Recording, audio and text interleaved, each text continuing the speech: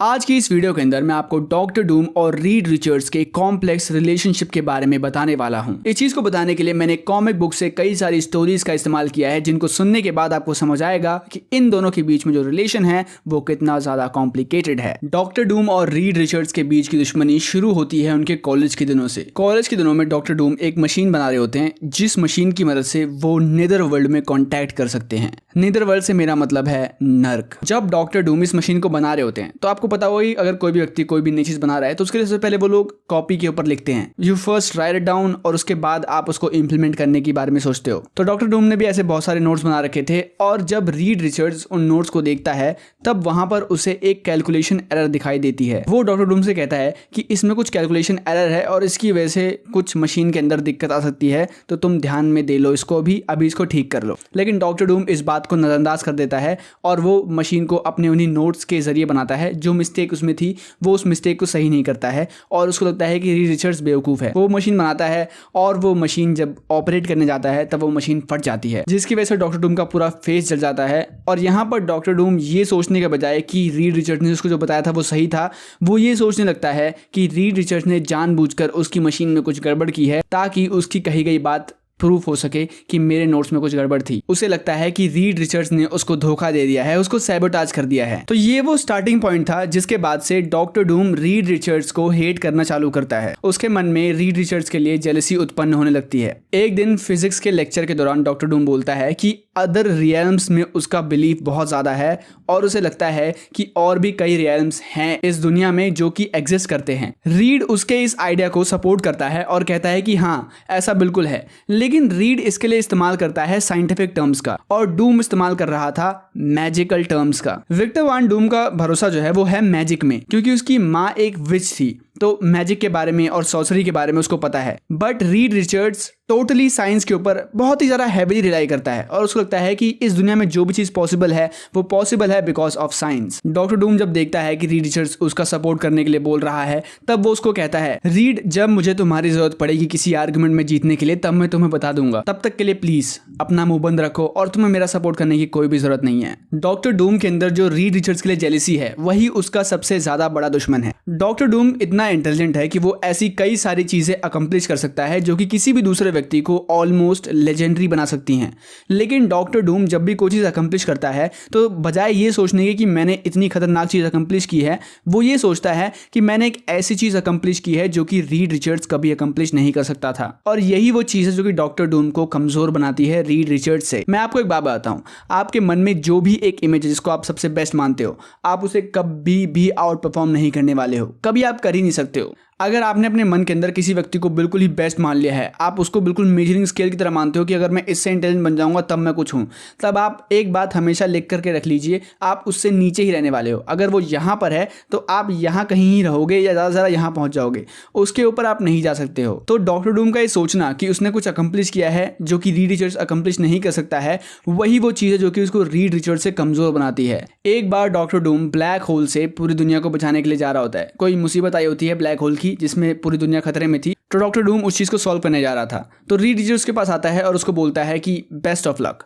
तो डॉक्टर डूम बजाय ये सोचने के कि भाई इस बंदे ने मुझे बेस्ट ऑफ लक बोला है, वो उसके बेस्ट ऑफ लक बोलने को ऐसे इंटरप्रिटेट करता है कि रीड रिचर्ड्स उसका मजाक उड़ा रहा है कि होए तू जाएगा दुनिया को बचाने के लिए। और उसके मन में जो इनसिक्योरिटी आ गई थी, इस इनसिक्योरिटी के कारण उसका पूरा प्लान फेल हो जाता है और वो अपने काम में कामयाब नहीं हो पाता है, जिसका सिंपल सा रीजन ये था कि उसने एक व्यक्ति की बातों को गलत तरीके से इंटरप्रिटेट किया। रीड रिचर्ड्स कभी भी डॉक्टर डूम का बुरा नहीं चाहता है, वो हमेशा चाहता है कि डॉक्टर डूम अच्छा करे और आगे बढ़े लाइफ में। एक अच्छा व्यक्ति है रीड रिचर्ड्स, लेकिन डॉक्टर डूम उसकी कही गई बातों को हमेशा अलग तरीके से इंटरप्रिटेट करता है और डॉक्टर डूम के मन में जो हेटेड भरी है रीड रिचर्ड्स के लिए, वो हेटेड ही हमेशा उसके प्लान्स को फेल करवाता है और उसी कारण से डॉक्टर डूम हमेशा रीड रिचर्ड्स से पीछे भी रहता है। अब ऐसा भी नहीं है कि डॉक्टर डूम सिर्फ हेट करता है रीड से, वो रीड की कभी कभार रिस्पेक्ट भी करता है। बहुत सारे ऐसे इंस्टेंसेस हुए हैं जहां पर डॉक्टर डूम रिस्पेक्ट करता है रीड रिचर्ड्स के ब्रेन की, और एक्चुअली रीड रिचर्ड्स का इतना ज्यादा इंटेलिजेंट होना ही वो कारण है जिसकी वजह से डॉक्टर डूम बहुत ज्यादा ऑब्सेस्ड है रीड रिचर्ड्स को लेकर के और वो उसको एक वर्दी अपोनेंट मानता है। अब एक टाइम टाइमलाइन की स्टोरी कुछ ऐसी है कि डॉक्टर डूम यूनिवर्सिटी डेज से ही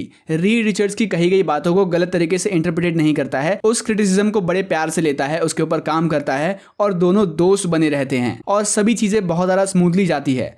दुनिया को दो बहुत ही महान सुपर हीरोज मिलते हैं और सुपर हीरो से भी ज़्यादा दो महान थिंकर्स मिलते हैं जिनके आइडियाज दुनिया को एक बेटर प्लेस बनाने में काम आते हैं। और अगर मैं सच कहूँ तो डूम की ट्रेजेडी भी यही है, उसको सिर्फ एक काम करना है और वो है रीड रिचर्ड्स की बातों को सुनना और उसको इम्प्लीमेंट करना। मतलब मैं ये नहीं कह रहा हूँ कि वो उसका नौकर बन जाए, बट जो भी कोई उसको क्रिटिसिज्म दे रहा है वो उसको सुने और उसके ऊपर थोड़ा सा काम करे। अगर डॉक्टर डूम बस इतना करे तो there is no one who can defeat doctor Doom, but उसकी जेलसी ही बार बार उसको हराती है। डॉक्टर डूम कितना ज़्यादा जेलस है रीड रिचर्ड्स से, इसके बारे में मैं आपको बताता हूँ एक और कहानी सुना करके।